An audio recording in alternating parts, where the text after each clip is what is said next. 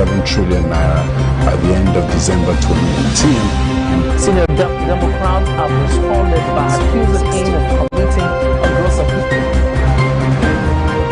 The All Progressives Congress has vowed to punish the Ogun State Governor, Ibikule Amosu.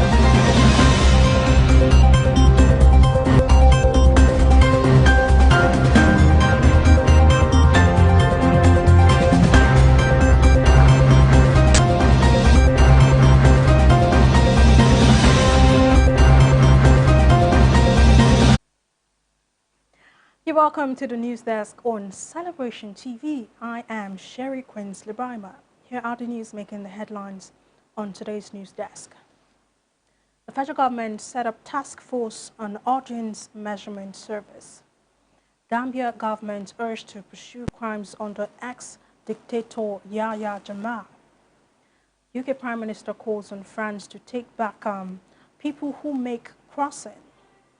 Cocoa tops list of exportable agric products. Wilder was doomed against Fury, says Joshua. You stay with us after we get back from this very short break.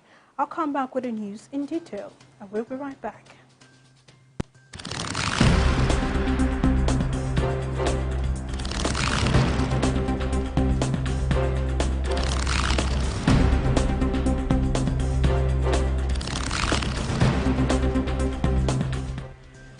Welcome back. Now the news in detail. The federal government has announced a 13-member task force to oversee and deliver the audience measurement service on Nigerian media platforms. The Minister of Information and Culture, Lai Mohammed, a statement issued in Abuja, says the approval followed the recommendation of the membership of the task force by the National Broadcasting Commission and also the Advertising Practitioners Council of Nigeria. He directed the NBC and the APCON to collaborate to set a framework for the operations and activities of the task force in order to ensure that the audience measurement service comes into effect in the first quarter of 2022.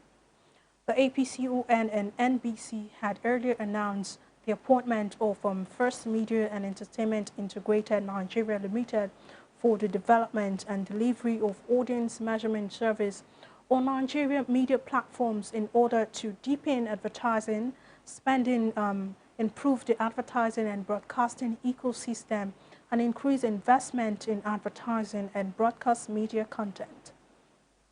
The member of the task force are Tolu Ogun Koya, that is the chairman, Femi Adeluse, the president of the MIPAN, Steve Babaiko, President AAAN, Bumi Adenimba, President of the ADVAN, Jibe Oluge, President of the EMCOAN, Yinka Oduniyi, President of the RTPAN, and Gay Mura Bruce, the President of IBAN.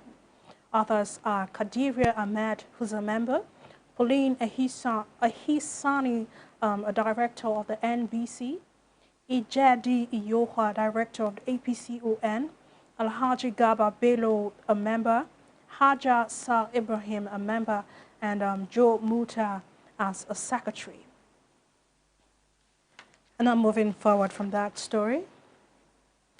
Governor Bagudu inaugurates new FRSC complex in Kebbi State. Governor Abubakar Atiku Bagudu of Kebbi State commissioned an ultra-modern new office complex of the Federal Road Safety Corps, that is the FRSC, built by the federal government and fully furnished by the Kebbi State government. Elated Bagudu described the event as a very important one for the FRSC, Kebbi State, and indeed the nation. It is significant because it helps to provide a motivational tool for the officers and personnel of the Corps. Sequel to resource limitation, the FRSC, which is a very important agency, is given less attention than given to others. The Kebbi State Governor further extolled the efforts of the Corps in providing similar facilities across Nigeria, helping to make the nation's roads safer and secure. The chairman of the Corps, Alhaji Buhari Bello, said the office complex was the 12th to be commissioned under his leadership of the board of the Corps. Dr. Boboye Oyeyemi, FRC Corps Marshal, also commended Governor Bagudu for the magnanimous donation of the land for the project, as well as fully equipping it. He says that the project was the 16th to be commissioned in the last 7 years, adding that it would provide a conducive atmosphere for officers and men across Nigeria. Boboye also disclosed that he will deploy a new patrol vehicle to the office next week, in addition to another one promised by Governor Bagudu. And our news coming from around Africa. Gambia government urged to pursue crimes under ex-dictator Yahya Jammeh. Investigators urged Gambia's government to pursue criminal charges against those responsible for crimes committed under ex-dictator Yahya Jammeh in a long-awaited report handed to the president. Rights groups have long pushed for prosecutions for the litany of alleged abuses, such as the use of death squads committed during Jammeh's 22-year rule, which ended in 2017. The final report of the Truth, Reconciliation and Reparations Commission, the TRRC, was originally scheduled for release in July but has been delayed several times. Publishing the report is politically sensitive in the West African country where Jammeh has significant support. The nation of 2 million people is also in the middle of a presidential campaign in which the possible return of the former dictator from exile has been a central theme. The TRRC officials handed President Adama Barrow their findings in a ceremony in the capital, Banjul. A TRRC statement states that it contains recommendations to charges against people who bear the greatest responsibility for human rights violations and abuses. The findings of the Truth Panel come after more than 2 years of hearings into Jammeh-era crimes. The TRRC has not been empowered to prosecute those responsible for crimes, and the contents of its report will not immediately be made public. Barrow is expected to release a white paper within 6 months on how to implement its recommendations. The president promised to deliver the white paper on time and assured the victims that justice will be done. And news coming from around Africa. Ethiopia's civil war. Thousands of protesters march on UK and US embassies in Addis Ababa. The criticism of Western countries' perceived involvement in the Ethiopian civil war rose to new levels when thousands of protesters marched on the American and British embassies in the Ethiopian capital, Addis Ababa. Protesters called on the US President Joe Biden to revise his foreign policy and accused foreign governments of planning to dismantle the sovereignty of Ethiopia.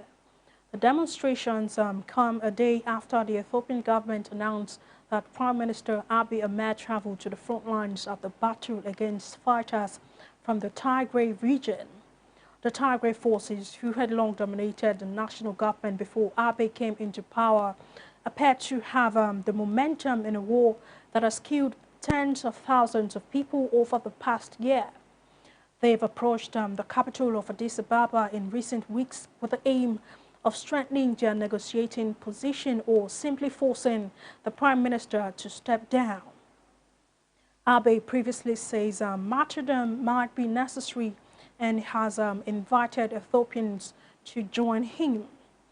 The prospect of the Asian nation breaking apart has alarmed both Ethiopians and observers who fear what would happen to the often turbulent Horn of Africa at large.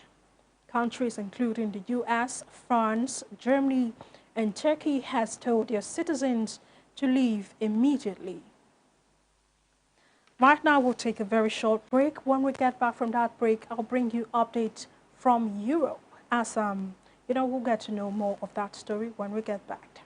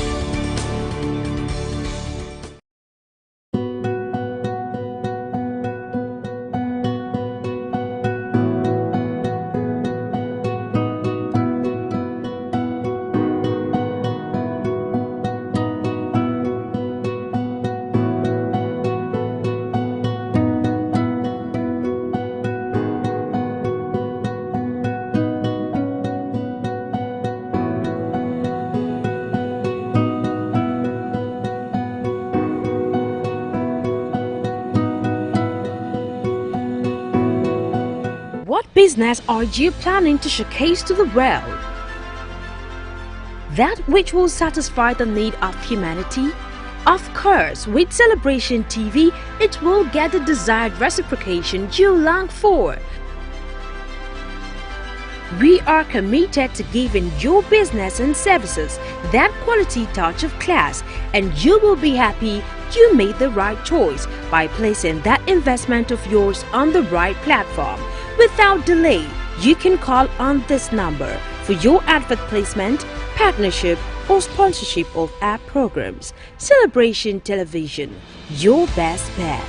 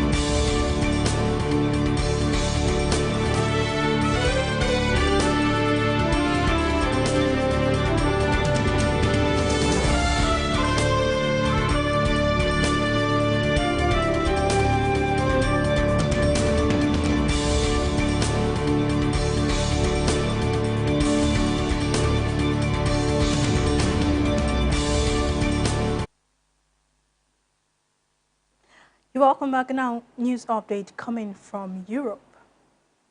The UK Prime Minister calls on France to take back people who make crosses.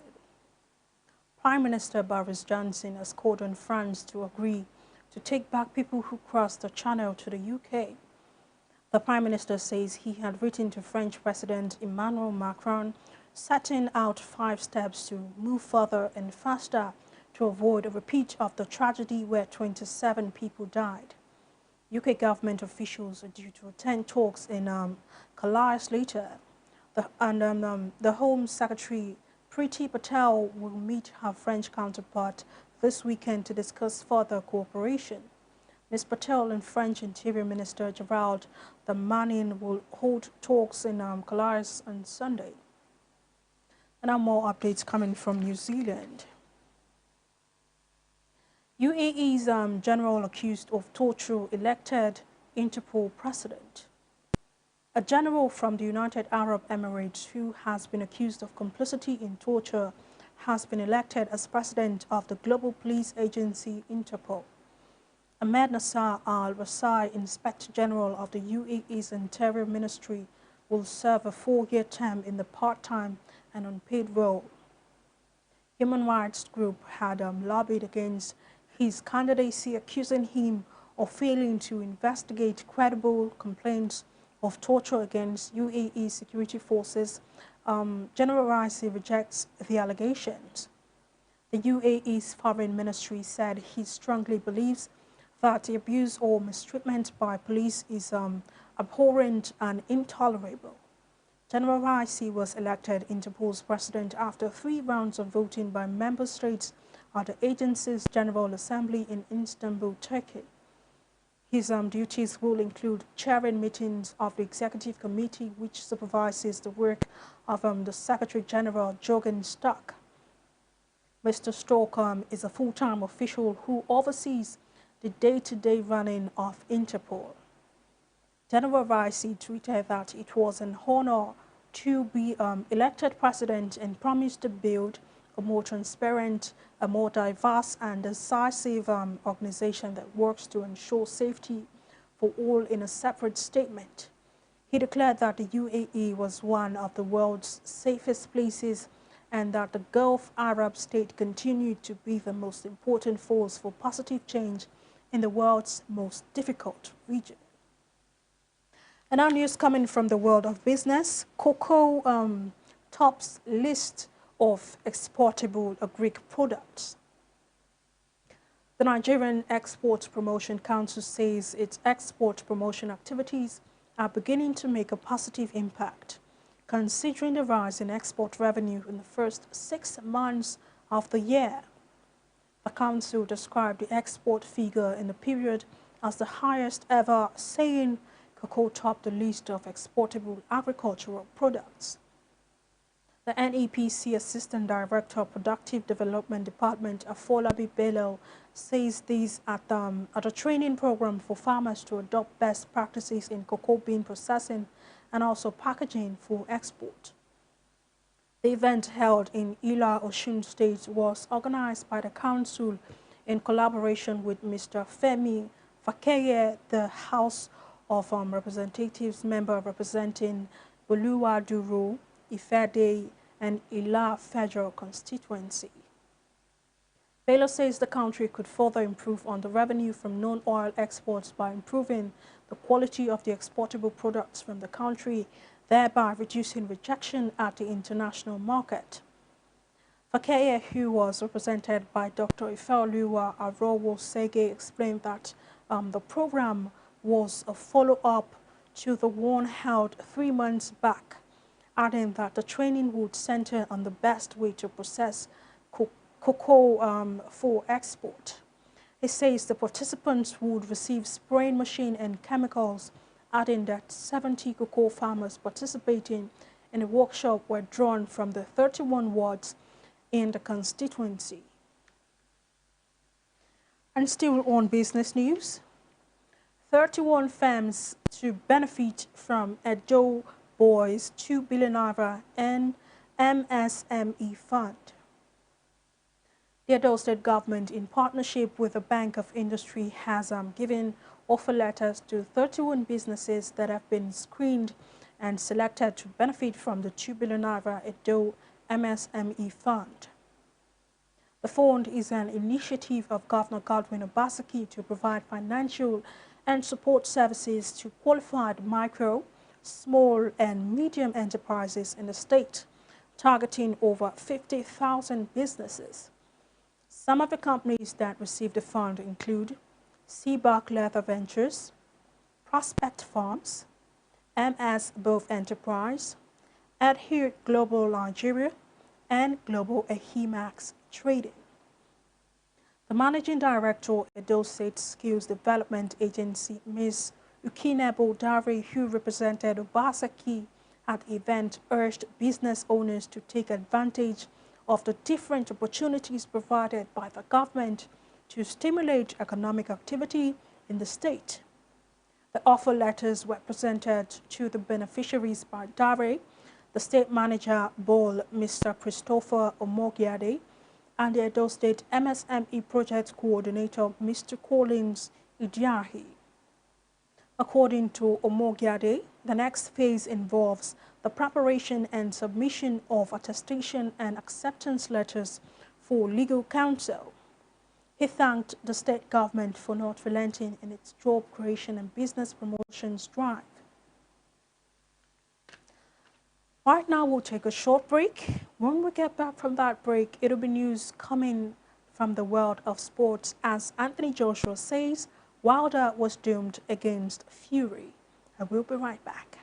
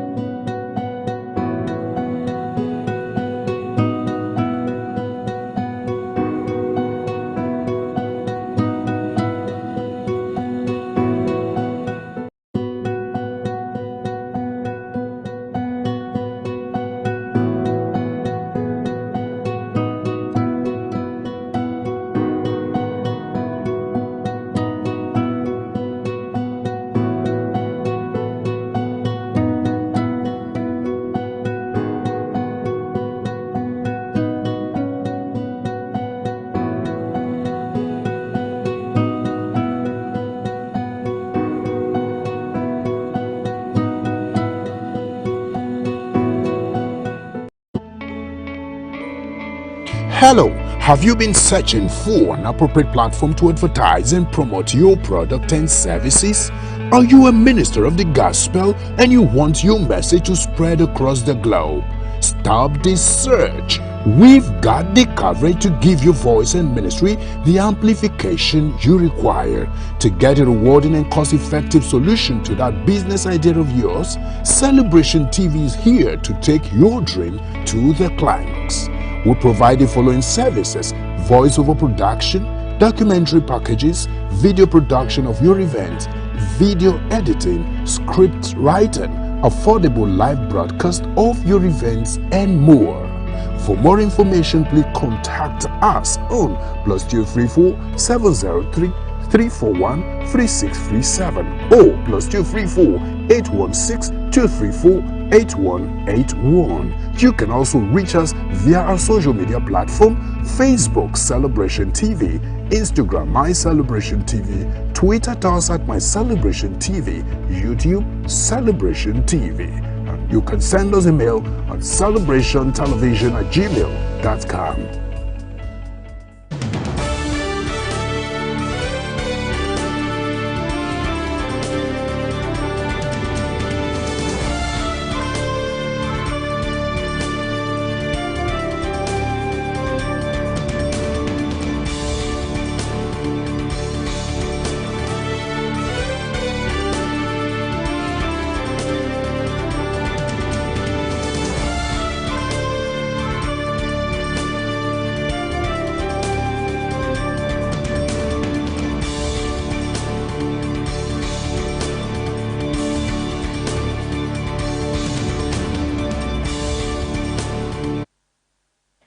Welcome back, and now news updates coming from the world of sports. Deontay Wilder was doomed from the outset of his heavyweight trilogy fight with Tyson Fury due to his jab-heavy approach to the contest, Anthony Joshua has claimed. The Bronze Bomber vowed to change his tactics ahead of his third fight with Fury last month and impressed early on by landing several heavy jabs to the Gypsy King midriff in an attempt to slow his bigger opponent down. However, Wilder quickly fatigued, and the former champion was fighting on instinct before being fouled by Fury in a vicious 11th round knockout. Joshua, who was seeking to reclaim his WBA, WBO, IBF and IBO belts from Alexander Usyk, says that Wilder lacks the fighting intelligence to carry out such a technical plan. The likes of Vladimir Klitschko ruled the division for years with an effective jab followed by a straight right hand, but Joshua believes you need more than a jab to conquer the current leading heavyweights. Joshua is still reeling from his September loss to Usyk, in which fans also questioned his choice of tactics against the wily Ukrainian southpaw when he tried to outbox his technical superior opponent.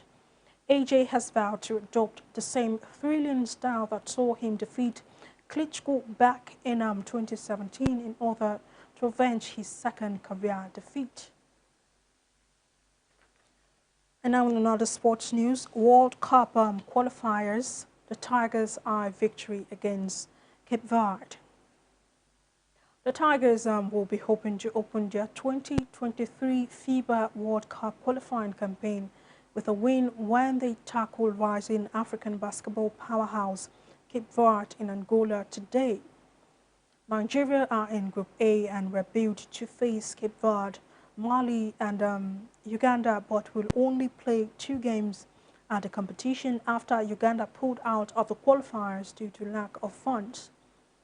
The Tigers have been boosted with the return of experienced captains like Diogu and Ben Uzo for the encounter, while the former Tigers NBA player Julius Nwosu will serve as head coach of the team with the absence of Mike Brown, who is unavailable due to commitments with the NBA side Golden State Warriors. Nwosu represented Nigeria at 2 FIBA Basketball World Cups in 1998 and 2006 and helped the country to the 3rd place of AfroBasket in 2005. This will be Nigeria's first basketball appearance since finishing 12th at the 2021 AfroBasket in Rwanda, their worst performance in the competition. The tie has been tipped to be tricky for Nigeria after Cape Verde's impressive performance at the 2021 AfroBasket. The island nation finished 4th at the last AfroBasket Championships, losing to Senegal in the 3rd place match. Nigeria, featured at the 2019 FIBA World Cup in China, will be hoping to start their qualifiers on a positive note. The team have been ranked #1 in the power rankings of the 8 teams featuring in the qualifiers. And that's the size of the news on today's news desk on Celebration TV. Just in case you missed out on the top stories, here is a quick recap of the headlines. Federal government sets up task force on audience measurement service. Gambia government urged to pursue crimes under ex-dictator Yahya Jammeh. UK Prime Minister calls on France to take back people who make crossing. Cocoa tops list of exportable agric products. And sports news, Wilder was doomed against Fury, says Anthony Joshua. And now we're down to the photo of today. That photo is saying determination is key to achievement in life. So never give up easily, because your result might just be a step ahead. There is a famous quote said by a great man of God, Apostle Johnson Suleiman. He said, in life, to win you must have a mindset of either your problem gives up or you win. You can continue to share your thoughts on our social media platforms about the photo of the day. On Facebook, we are Celebration TV.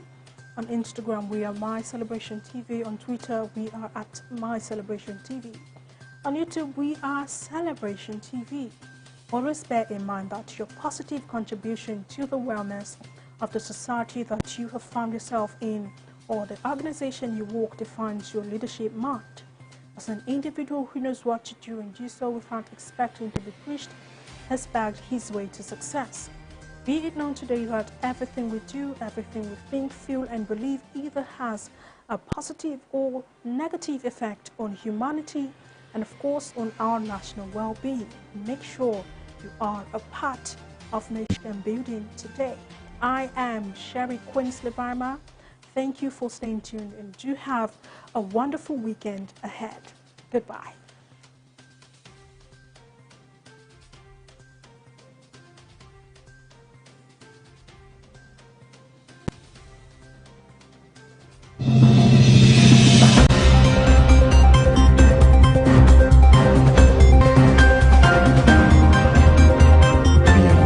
To 15.7 trillion naira by the end of December 2018. Senior Democrats have responded by accusing him of committing a gross offence.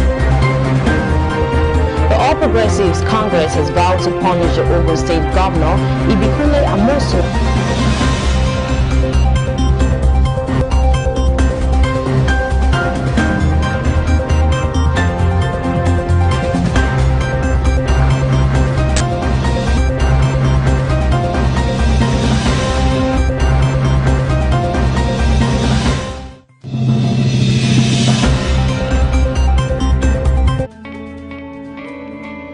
Hello, have you been searching for an appropriate platform to advertise and promote your product and services? Are you